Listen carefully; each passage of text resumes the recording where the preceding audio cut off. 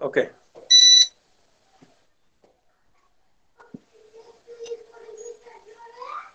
আচ্ছা, আমরা বলি যে এই মুহূর্তে তোমাদের যে ধরনের ক্লাস হচ্ছে সাজেশন ভিত্তিক ক্লাস, অর্থাৎ আমরা টোটাল সিলেবাসের যেটা রিডিউস সিলেবাস, সেই রিডিউস সিলেবাস থেকে একটি করে পিস, কবিতা, গদ্য এবং নাটক বা ভাষা অংশ এক এক দিনে আমরা আলোচনা করব। টেক্সটটাকে সামনে রেখে কি কি প্রশ্ন হতে পারে এবছরে, সংক্ষিপ্ত এবং 5 নম্বর, সেটা আলোচনা করা হবে। তো আমরা আজকে বেছে নিয়েছি যে কবিতাটিকে, তোমাদের সিলেবাসের প্রথম কবিতা রবীন্দ্রনাথের প্রার্থনা। তার আগে বলি, তোমরা রিডিউস সিলেবাস সবাই জানো। সেই হ্যাঁ, দিন আরেকবার এই বলে মাঠ দিবেন। সেই দিন এই মাঠ কবিতাটি বাদ দেওয়া হয়েছে সিলেবাস থেকে, এবং ভুলে যাব না। বাকি 3টে কবিতা রয়েছে, সেই 3টে কবিতার মধ্যে আজকে আমাদের প্রথম নির্বাচিত কবিতা রবীন্দ্রনাথের প্রার্থনা। ঠিক আছে, আমরা খুব ছোট করে কবিতাটা একবার পড়িয়ে নিই, যাতে উত্তর দিতে সুবিধা হয় আমাদের। তারপর আমরা চলে যাচ্ছি প্রশ্ন উত্তরের দিকে। মনে করে দিই পয়েন্টস গুলো আরেকবার। রবীন্দ্রনাথের নৈবেদ্য কাব্যগ্রন্থের নৈবেদ্য, তার প্রকাশকাল 1901। ঠিক আছে, আচ্ছা তোমরা কি আমাকে দেখতে পাচ্ছ না স্ক্রিনটা দেখতে পাচ্ছ? স্যার, দুটোই দুটোই দেখা পাচ্ছি। যাচ্ছে। ওকে, থ্যাংক ইউ। তাহলে নৈবেদ্য 1901, প্রকাশকাল 1901, এই কাব্যগ্রন্থের কবিতাগুলোর কিন্তু রবীন্দ্রনাথ নিজে কোনো নাম দেননি। ঠিক আছে, এটা মাথায় রাখবো আমরা।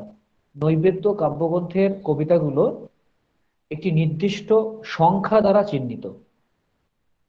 ঠিক আছে, প্রত্যেকটি কবিতার একটি নাম্বারিং আছে। এই কবিতাটির নম্বর হচ্ছে, অর্থাৎ নৈবেদ্য কাব্যগ্রন্থের কত সংখ্যক কবিতা এটা, না 72 সংখ্যক কবিতা। ঠিক আছে, ব্যাপারটা কেন হচ্ছে, কারণ রবীন্দ্রনাথ এই কাব্যের কোনো কবিতাকে নামকরণ করেননি, সংখ্যা দ্বারা চিহ্নিত করেছেন।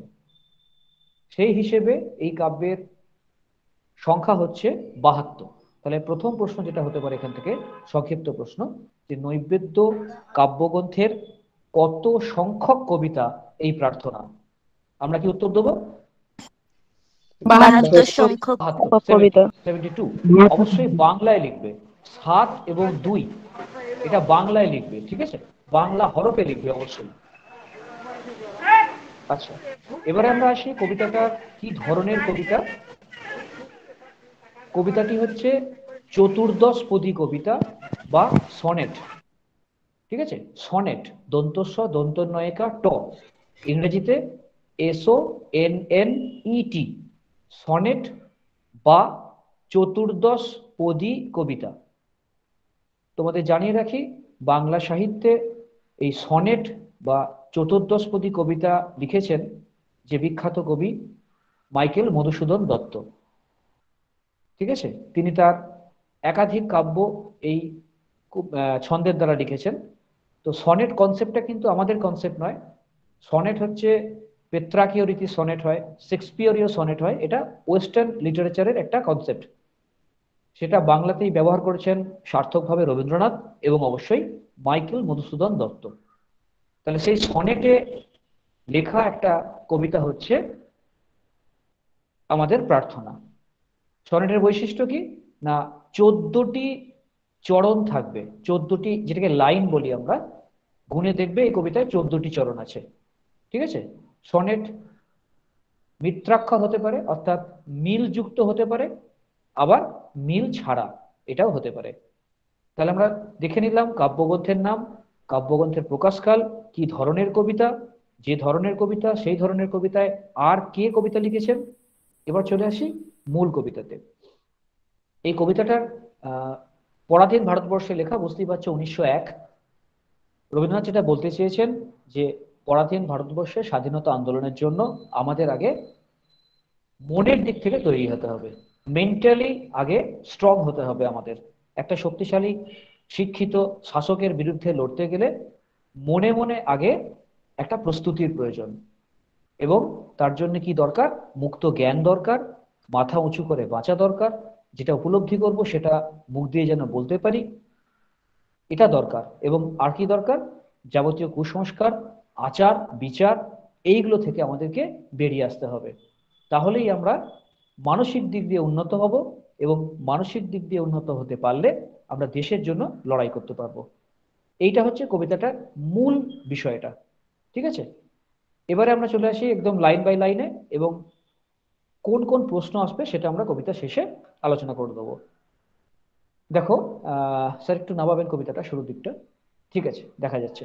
তাহলে কবিতার নাম প্রার্থনা, তাই তো? কবিতার নামকরণ করেছে আমাদের কাউন্সিল, উচ্চ মাধ্যমিক কাউন্সিল, এবং এই কবিতাটাকে বিভিন্ন ক্লাসে পড়ানো হয় এই প্রার্থনা নামেই। ঠিক আছে, তাহলে কবিতাটা আমরা এখন চিনব প্রার্থনা নাম দিয়ে। কি বলছেন উনি? হ্যাঁ, একটা কথা বলে দিই আগে। প্রার্থনা কার কাছে? কার কাছে কবি প্রার্থনা করেছেন, তাই তো? এটা মাথায় ঢুকিয়ে নাও যে রবীন্দ্রনাথ এখানে প্রার্থনা করেছেন ভাগ্য বিধাতা। তোমরা নিশ্চয়ই আমাদের জনগণ মন সবাই জানো, ওখানে দেবে লাইনটা ইউজ করা হয়েছে ভারত ভাগ্য বিধাতা। এখানে সেই ভারত ভাগ্য বিধাতার প্রতি কবি প্রার্থনা করেছেন, অর্থাৎ একটা সুপ্রিম এনার্জি, ঠিক আছে, যাকে আমরা ঈশ্বর নাম দিতে পারি। কবি এখানে তাকে পিত বলে সম্বোধন করেছেন। পিত, পিত বা পিতা, সেই ভারত ভাগ্য বিধাতার কাছে কবি প্রার্থনা করেছেন যে তুমি আমাদের দেশের মানুষকে মানসিক দিক দিয়ে সেই উন্নত স্তরে পৌঁছে দাও যেখানে আমরা দেশের জন্য লড়াই করার শক্তি খুঁজে পাবো। এইটা বলার জন্যই 14টি লাইন অনেকে লিখতে হয়েছে। কবিতায় আসি। চিত্ত যেথা ভয় শূন্য, উচ্চ যেথা শির, জ্ঞান যেথা মুক্ত, যেথা গৃহের প্রাচীর, আপন প্রাঙ্গণ তলে দিবস সর্বরি, বসুধরে রাখে নাই ক্ষুদ্র খণ্ড করি। যেখানে মাথা থাকবে উঁচু, যেখানে মন থাকবে ভয় শূন্য, জ্ঞান থাকবে মুক্ত, অর্থাৎ সব জানবো আমি, কোনো সীমাবদ্ধ জ্ঞানের দ্বারা চালিত হব না। আর কি? যেটা গৃহের প্রাচীর, অর্থাৎ ঘর বলতে আমি শুধু নিজের ঘরটা বুঝবো না, পাড়া প্রতিবেশী, আমার দেশ, গোটা বিশ্ব আমার ঘর হয়ে উঠবে। আমি অন্যের দুঃখে দুঃখিত হব, অন্যের সমস্যা আমার সমস্যা হবে, এমন একটা পৃথিবী আমরা চাই। তাই গৃহের প্রাচীর, নিজেদের প্রাঙ্গণ তলে, নিজেদের উঠোন তলে দিবস সর্বরি, দিন রাত বসুধাকে অর্থাৎ পৃথিবীকে খণ্ড ক্ষুদ্র করে রাখবে না। ঠিক আছে, দেখো দাগ দিয়ে আছে লাইনটা। এইটুকুর মধ্যে কি প্রশ্ন আসতে পারে সেটা আমরা পরে বলছি, আগে কবিতাটা একবার জিস্ট করে নিই। যেটা বাক্য হৃদয়ের উৎস মুখ হতে, অর্থাৎ যা কথা আমি বলবো, যা লিখবো আমি, সেটা যেন আমার মন থেকে উঠে আসে, উচ্ছলিয়া হটে। বাক্য একদম মন থেকে বেরিয়ে আসবে, কোনো সাজানো কথা নয়, কোনো মিথ্যা কথা নয়, যা উপলব্ধি করব তাই বলবো। যেথা নির্বারিত স্রোতে দেশে দেশে দিশে দিশে কর্মধারা বায়, অর্থাৎ কর্মের কোনো সীমা পরিসীমা থাকবে না, সব ধরনের কাজকে সমান সম্মান করে সবাই আমরা সব কাজ করব। এবং আমরা একটাই বাণীতে প্রত্যেকে ঋদ্ধ হব, সমৃদ্ধ হব, কি না? কর্ম। দেশে দেশে আমরা ছড়িয়ে পড়বো কর্মের কারণে, জোট বাঁধবো কর্মের কারণে। এবং অজস্র সহস্র বিধ চরিতার্থতায়, অজস্র সহস্র, এখানে দুটো সমার্থক শব্দ ব্যবহার করেছেন কবি, অসংখ্য বোঝাতে, যে চারিদিকে আমাদের এই কাজের সফলতা তৈরি হবে। আর কি হবে? যেটা তুচ্ছ আচারের মরুবালে রাশি, বিচারের স্রোত পথ ফেলে নাই গ্রাসী। তুচ্ছ আচার, তুচ্ছ বিচার আমাদের বিচারের বোধকে, আমাদের মূল্যবোধকে যেন গ্রাস করে না ফেলে। আর কি? সেই ভারতবর্ষে আমাকে পৌঁছে দাও হে বিধাতা, যেখানে পৌরুষে করেনি শতধা, নিত্য যেথা তুমি কর্ম চিন্তা আনন্দের নেতা। যেখানে পৌরুষ, কাজ করার যে পৌরুষ আমাদের, অর্থাৎ এখানে সংক্ষিপ্তটাকে পার্সোনালিটি বলা যায়, ব্যক্তিত্ব বলা যায়, অর্থাৎ যা দিয়ে আমরা কাজ করতে পারি সেই শক্তি, সেই এনকারেজমেন্টকে যেন টুকরো টুকরো না করে দেয় এই বিচারের বোধ। এবং তুমি সব কিছুর নেতা, তুমি সব কর্ম সব কিছুর ওপরে আছো, এই বোধ যেন আমাদের মাথায় থাকে। অর্থাৎ ভালো মন্দ বিচারের ভার কিন্তু তোমার, আমরা শুধু কাজ করে যাব। এই শক্তি ঈশ্বর হে বিধাতা আমাদের দিও। নিজ হস্তে আঘাত করি পীত, নিজের হাতে তুমি আঘাত করে, হে পীত, পীত দেখো বিসর্গ ইউজ করা হয়েছে, পীত ভারতেরে, ভারতেরে ওয়ার্ডটা খেয়াল করতে হবে, সেই স্বর্গে করো জাগরিত, যে হে বিধাতা ভারতবর্ষকে তুমি সেই স্তরে উন্নীত করো আঘাত করে। কেন আঘাত করে? না, আঘাত না করলে কাউকে জাগানো যায় না। যে ঘুমিয়ে আছে, যে সুপ্ত আছে, যে সীমাবদ্ধ জ্ঞানের দ্বারা বন্দী আছে, তাকে এই আঘাত করে তুমি জাগিয়ে দাও, এবং সেই শক্তিতে যেন আমরা পরাধীন ভারতবর্ষের জন্য লড়াই করতে পারি স্বাধীনতার লক্ষ্যে। ঠিক আছে, খুব সংক্ষিপ্ত করে আমি কবিতাটা বলে দিলাম। এবারে আমরা যে শর্ট কোশ্চেন গুলো এখান থেকে পাচ্ছি, কি কি সংক্ষিপ্ত প্রশ্ন পাচ্ছি।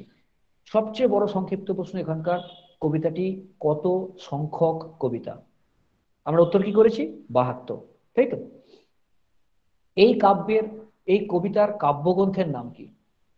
কি লিখবো আমরা? নৈবেদ্য। নৈবেদ্য। নৈবেদ্য কাব্যগ্রন্থ। কি কি ধরনের কবিতা এটি? চতুর্দশপদী কবিতা বা সনেট কবিতা। সনেট বা চতুর্দশপদী। আচ্ছা, এবারে আমরা চলে আসি একদম কবিতার ভেতরের প্রশ্নে। বিগত বছরগুলোতে যে প্রশ্নগুলো এখান থেকে এসেছিল আমি তোমাদের বলে দিই। বিচারের স্রোত পথ, বিচারের স্রোত পথ গ্রাস করতে পারেনি কি? এই প্রশ্নটি এসেছিল। বিচারের স্রোত পথ গ্রাস করতে পারেনি, কি পারেনি? মানে বিচারের স্রোত পথকে কে গ্রাস করতে পারবে না? তুচ্ছ সত্যধর। আচারের মরু বালিরাশি। উত্তরটা হবে তুচ্ছ আচারের মরু বালিরাশি। আরেকবার বুঝিয়ে দিই ব্যাপারটা। উনি বলতে চাইছেন যে তুচ্ছ আচার হচ্ছে আমাদের কাছে মরুভূমির বালির মতো, সেটা আমাদের বিচারবোধকে শোষণ করে নেয়। তোমার মরুভূমিতে যদি এক বিন্দু জল পড়ে কি হয়? সঙ্গে সঙ্গে শুষে নেয়। তাহলে তুচ্ছ আচার, তুচ্ছ বিচার আমাদের এই বিচারবোধকে মরুভূমির মতো শুষে নেয়। অর্থাৎ কবি বলতে চাইছেন যে বিচারের স্রোতপথকে গ্রাস করতে পারবে না কি? উত্তর দেবো আমরা তুচ্ছ আচারের মরু বালি রাশি। গেল। এই প্রশ্নটি কিন্তু 2017-তে এসেছিল। চলে যাই পরের প্রশ্ন। প্রার্থনা কবিতাতে কোথায় কিভাবে কর্মধারা বয়? কোথায় কিভাবে কর্মধারা বয়? এই দেশে প্রশ্নটি দেশে এসেছিল। দিচ্ছে দিচ্ছে কর্মধারা বয়। বয় কিসের মতো? কিসের? নির্বাড়িত স্রোতে। ঠিক আছে, কিসের মতো জিজ্ঞেস করেছে? নির্বাড়িত স্রোতে, অর্থাৎ যে স্রোতকে কোনোভাবে আটকানো যাবে না, কাজের গতিকে, কাজের গতিকে থামানো যাবে না, এইভাবে। অর্থাৎ নির্বাড়িত স্রোতে দেশে দেশে দিশে দিশে কর্মধারা ধায়। তাহলে নির্বাড়িত স্রোত ধরনটা, আর কোথায় কোথায়? দেশে দেশে দিশে দিশে, মানে দিকে দিকে। ঠিক আছে, দেশে দেশে এবং দিশে দিশে। আরেকটি প্রশ্ন হতে পারে, দিশে দিশে শব্দটির এখানে অর্থ কি? কি বলবো আমরা? দিকে দিকে। দিকে দিকে। দিকে দিকে।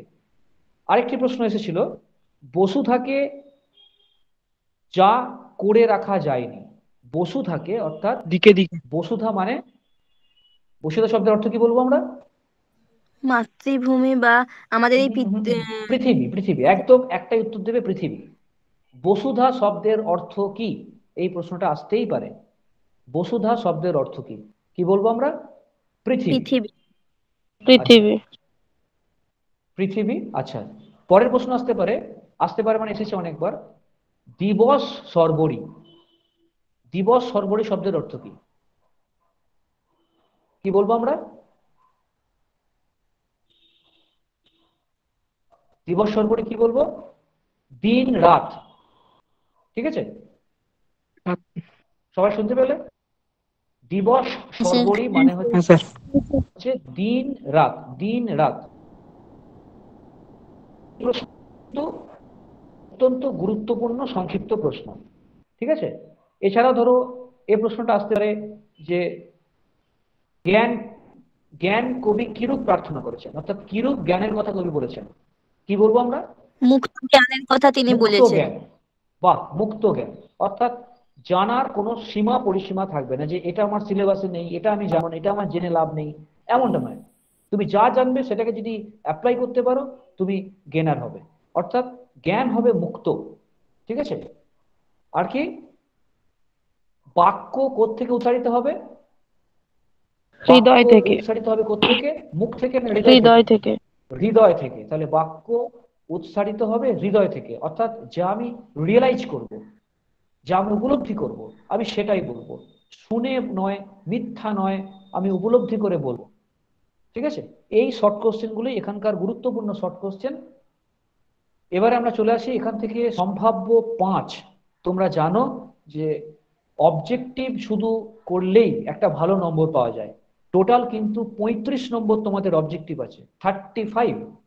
প্রথমে এমসিকিউ থাকবে 19টা, তারপরে 15 নম্বর থাকবে এসএকিউ, অর্থাৎ উত্তরটা কথাতে লিখতে হবে।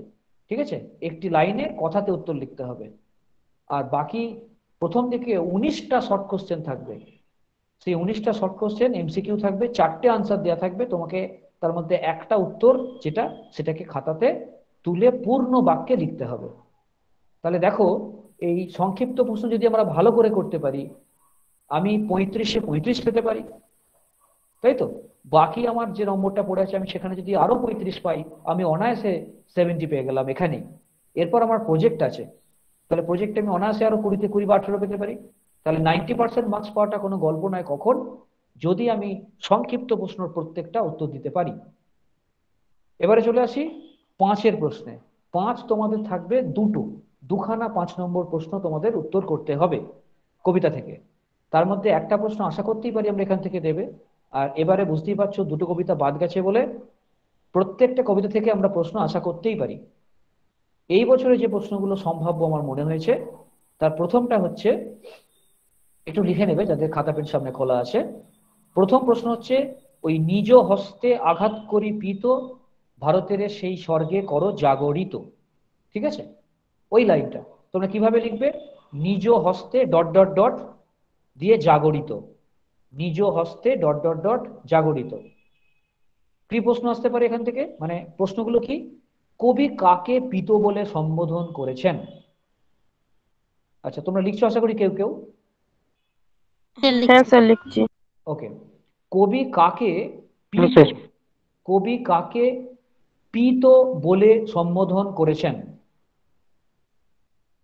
কবি কাকে পীত বলে সম্বোধন করেছেন? পরের প্রশ্ন ওর সঙ্গেই হ্যাঁ, ওর সঙ্গেই হচ্ছে, তাকে কোথায় নির্দয় আঘাত করতে বলেছেন? তাকে কোথায় নির্দয় আঘাত করতে বলেছেন? ঠিক আছে, তাকে কোথায় নির্দয় আঘাত করতে বলেছেন? এটা উত্তরটা কি হবে? দেশবাসীর ওপরে। হ্যাঁ, দেশবাসীর ওপরে আঘাত করতে বলেছেন। উত্তরটা যেন পাশে লিখে নাও, দেশবাসীর ওপরে। তাহলে পীত বলে সম্বোধন করা হচ্ছে কাকে? না, বিশ্বপিতা বা ভাগ্য ভাগ্যপিতা। নিয়ন্ত্রা। হ্যাঁ, ভাগ্য নিয়ন্ত্রা লিখবে, ভাগ্য নিয়ন্ত্রা, ভাগ্য নিয়ন্ত্রক বা ভাগ্য নিয়ন্ত্রা বা বিধাতা। হ্যাঁ, রবীন্দ্রনাথ এই শব্দগুলো পছন্দ করতেন, বিধাতা বা ভাগ্য নিয়ন্ত্রা। আঘাত করতে বলছেন তাহলে কার উপরে? দেশবাসীর উপরে, দেশবাসীর ওপরে। দেশবাসীর উপরে। আচ্ছা, এবারে 1+1, এবারে 3 নম্বরটা কি তাহলে এর সঙ্গে? 3 নম্বরটা হচ্ছে, ভারতকে কোন স্বর্গে তিনি জাগরিত করার কথা বলেছেন? ভারতকে, মূল প্রশ্নটা যেটা, ভারতকে কোন স্বর্গে তিনি জাগরিত করার কথা বলেছেন? ভারতকে কোন স্বর্গে তিনি জাগরিত করার কথা বলেছেন বা প্রার্থনা করেছেন, যা খুশি দিতে পারে। কিছুই নয়, তুমি যা পড়লে সেটা, যেখানে জ্ঞান মুক্ত হবে, যেখানে স্বার্থের সীমা থাকবে না, যেখানে বাক্যের উৎস থেকে কথা বলবো।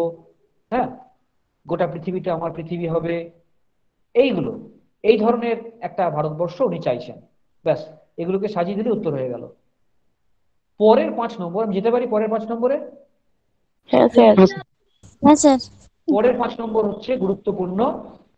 পরের 5 নম্বর হচ্ছে, প্রার্থনা কবিতায় বিচারের স্রোতপথ কি করতে পারেনি? প্রার্থনা কবিতায় বিচারের স্রোতপথ কি পারেনি, কেন তা পারেনি? প্রার্থনা কবিতায় বিচারের স্রোতপথ কি পারেনি এবং কেন পারেনি? ঠিক আছে, এটা এভাবে আসতে পারে তোমার, বিচারের স্রোতপথ ফেলে নাই গ্রাসী। প্রশ্নটা এভাবে লিখলে আরো ভালো হয়। বিচারের স্রোত পথ ফেলে নাই গ্রাসী, কবিতার যে লাইনটা দিয়ে বলবে কিভাবে বিচারের স্রোত পথ, কিভাবে বিচারের স্রোত পথ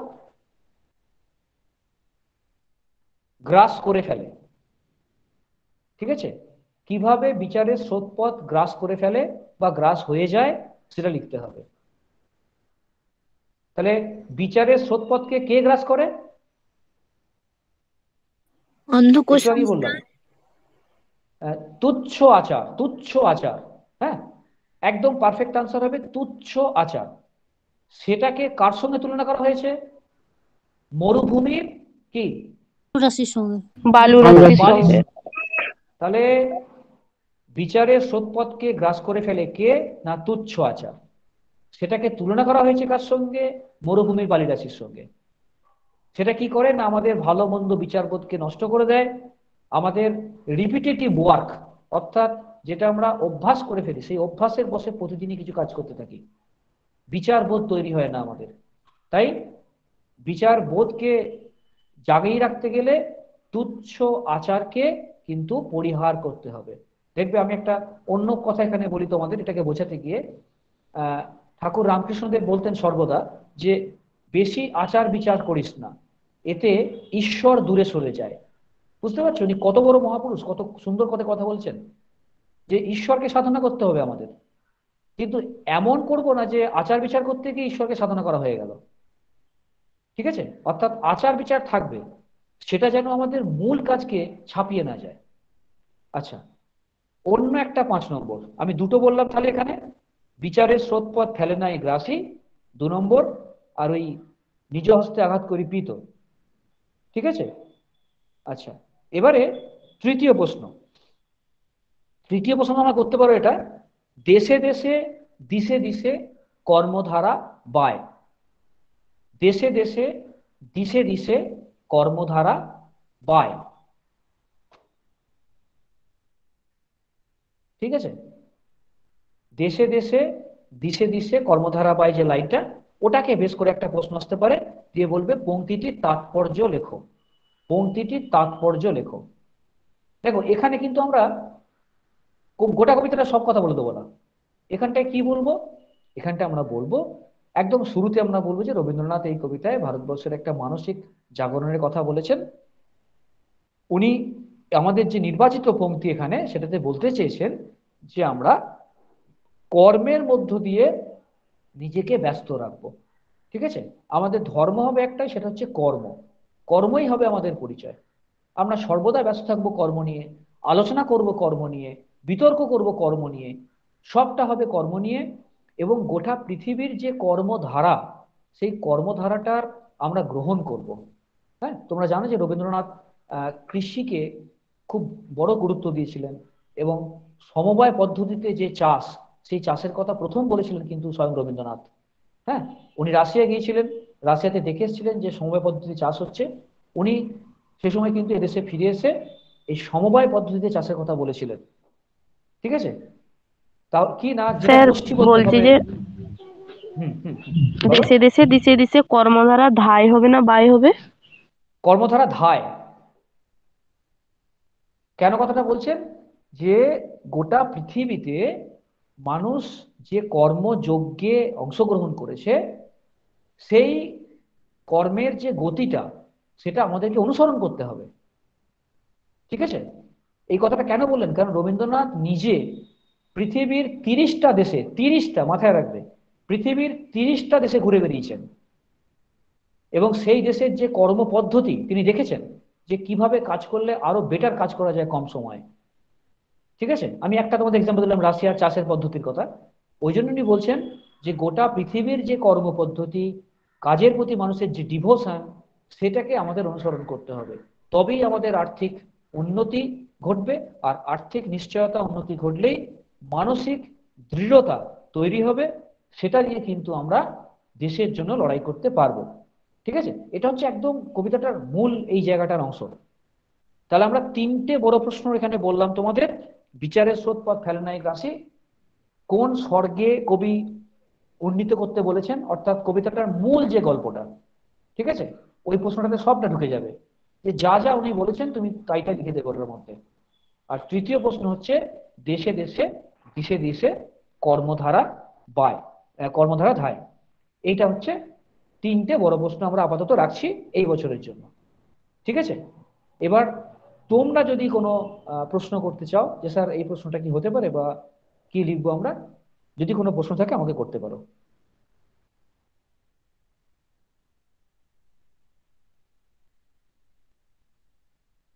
শোনা যাচ্ছে তো?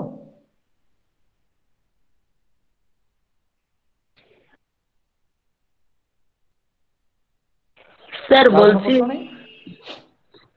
স্যার বলছি ভারতের সেই স্বর্গে কর জাগরিত, এইটা কি আসাম মতো? কার হ্যাঁ, কাছে এই এটাই তো প্রার্থনা? তোমার এই আমাদের প্রথম প্রশ্নটা যেটা বললাম। হ্যাঁ, কার কাছে প্রার্থনা, এবং দেখো ওর সঙ্গে একটা লেজুর থাকবে, কার কাছে প্রার্থনা, আমরা বললাম যে ভাগ্য নিয়ন্ত্রা বা বিধাতার কাছে, আর কোন ধরনের জাগরণ উনি চেয়েছেন, এটাই কিন্তু মেন প্রশ্ন, যে কোন ধরনের স্বর্গের কথা উনি বলেছেন। অ্যাকচুয়ালি স্বর্গ কথাটা কিন্তু এই অর্থে আমরা ব্যবহার করি যে যেখানে সবটা আছে, তাই তো, সবটা পজিটিভ। আমাদের মর্তে দেখো অনেক সমস্যা আছে, অভাব আছে, দারিদ্র দারিদ্র বা অভাব আছে, অনাহার আছে। স্বর্গ মানে হচ্ছে সেই কল্পিত জগৎ, হ্যাঁ, যেখানে সবটা পাওয়া যায়, যেখানে কোনো জড়ত্ব নেই, যেখানে কোনো বার্ধক্য নেই, অভাব নেই। তাহলে একটা পজিটিভ জগৎ, হ্যাঁ, এটাকে কবি স্বর্গ বলে কল্পনা করেছেন। অ্যাকচুয়ালি স্বর্গ একটা একটা অবস্থার কথা। স্বর্গ পৃথিবীতে কোথাও নেই যে এটাই স্বর্গ এটাই নরক এটাই সবকিছু, যা আছে পৃথিবীর মধ্যে আছে। তাহলে স্বর্গ হচ্ছে সেই কল্পিত একটা জগৎ যেখানে কোনো অভাব বা সমস্যা বা অনাহার নেই। হে ভারতবর্ষের ভাগ্য বিধাতা, তুমি ভারতের মানুষকে সেই মানসিক উন্নতিতে নিয়ে যাও যেখানে তারা এই এই বিষয়গুলো অর্জন করতে পারবে। ঠিক আছে, এই হচ্ছে ব্যাপার। আচ্ছা, আর কারো কোনো প্রশ্ন আছে? স্যার বলছি বসুধাকে যা করে রাখা যায়নি, মানে এটা যে কোশ্চেনটা করছিলেন এটা কি? খণ্ড ক্ষুদ্র, উত্তরটা হবে খণ্ড ক্ষুদ্র। বসুধাকে রাখে নাই ক্ষুদ্র খণ্ড করি। বসুধাকে কি করে রাখা যায়নি, দেখো উত্তর আছে খণ্ড ক্ষুদ্র করি। অর্থাৎ এমন একটা তুমি দেশ আমাদের দাও, এমন একটা ভাবনা আমাদের দাও যেখানে আমরা দেশ বলতে শুধু দেশ না গোটা পৃথিবীটাকে বুঝবো। হ্যাঁ, অর্থাৎ আমার দেশ শুধু আমার রাজ্য আমার জেলা আমার দেশ হবে না, গোটা পৃথিবীর সমস্যা যেন আমার সমস্যা হয়ে ওঠে, তাই তো। এটাকে বলা হয় ইন্টারন্যাশনালিজম। বুঝতে পারছো? আন্তর্জাতিকতা বোধ। ঠিক আছে, আন্তর্জাতিকতা বোধ মানে হচ্ছে আমি নিজেকে শুধুমাত্র দেশের নয় গোটা বিশ্বের নাগরিক হিসেবে ভাবতে শিখবো। এটা আমাদের প্রত্যেকের মধ্যে আছে। জাতীয়তা বোধ যেমন আমাদের আছে দেশের প্রতি যে ফিলিংস, তেমনি আমাদের আন্তর্জাতিকতা বোধও আছে প্রত্যেকের মধ্যে, তাই তো। না হলে আমরা আর্জেন্টিনার খেলা কেন দেখি, তাই তো? আমাদের টিম তো বিশ্বকাপে খেলে না, তাহলে বিশ্বকাপ দেখে আমরা আনন্দিত হই তো। সে আর্জেন্টিনা বলো মেক্সিকো বলো ইতালি বলো, ভারতবর্ষের নাগরিক মেতে ওঠে কেন? কারণ আমাদের ইন্টারন্যাশনালিজমের ফিলিংসটা কাজ করে সে সময়। কবি এটা বলতে চাইছেন যে নিজের দেশ বলতে শুধু নিজের দেশ না, নিজের জাতি নয়, নিজের গোষ্ঠী নয়, সমগ্র দেশকে সমগ্র পৃথিবীকে তোমাকে দেশ বলে মনে করতে হবে। আর কি?